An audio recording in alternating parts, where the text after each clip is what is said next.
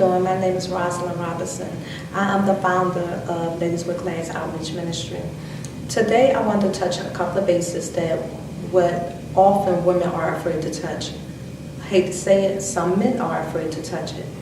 The month of October not only represents breast cancer or forms of cancer, it also represents domestic violence. We so often forget about it because it's kept under the rug, it's kept quiet, it's kept amongst each other's, only to the people who we experience it with, often the people we talk about it with. But I'm going to give you a couple of facts about domestic violence. Are we aware that every 9 seconds that someone in the world are calling about a situation that they're having with domestic violence? It's true.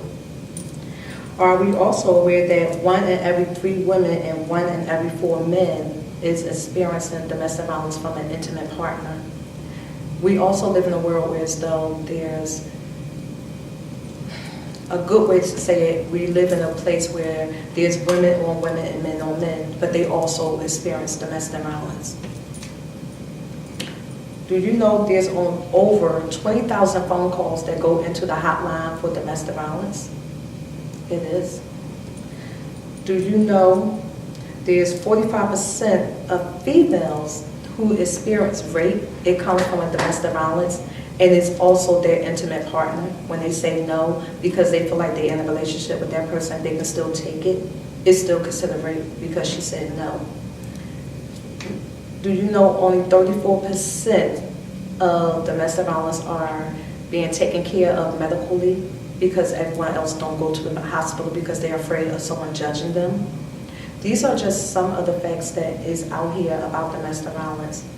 I have often came across situations in the line of work that I do where it's being hidden, it's being swept away. But I come to you today to say, stand up for someone who you know that is experiencing domestic violence. Stand up for their friend, stand up for their cousin, for their brother, for their uncle, for their mother. Oftentimes we find ourselves in situations and we do not know why we are experiencing domestic violence. Well, there is facts that state, as a child, when you're growing up and you see in domestic violence repeat in the home, you often find yourself as a victim because our parents kind of shield us from knowing this is happening, but they forget to tell us that we're not supposed to experience this. This is not right. This is not correct. So we grow up and we often find ourselves in that position. I come to you today to say no longer. Let's stand up together. Let's break the chains to domestic violence. Why is domestic violence so uplifting for me?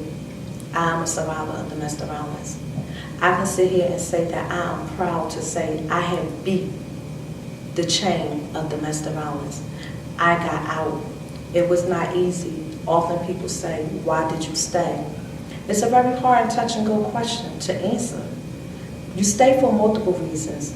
One of them is you're afraid of what the public is going to say about you. One of the other reasons is you're afraid of what your family is going to judge you about. But the one part that we often forget about is who God is. So I come to you to tell you, on behalf of Ladies with Class, stand up, make a change, make a decision. If you have to stand up for your friend, your sister, your mother, your aunt, your cousin, your brother, there's always an anonymous 1-800 number to reach out for domestic violence.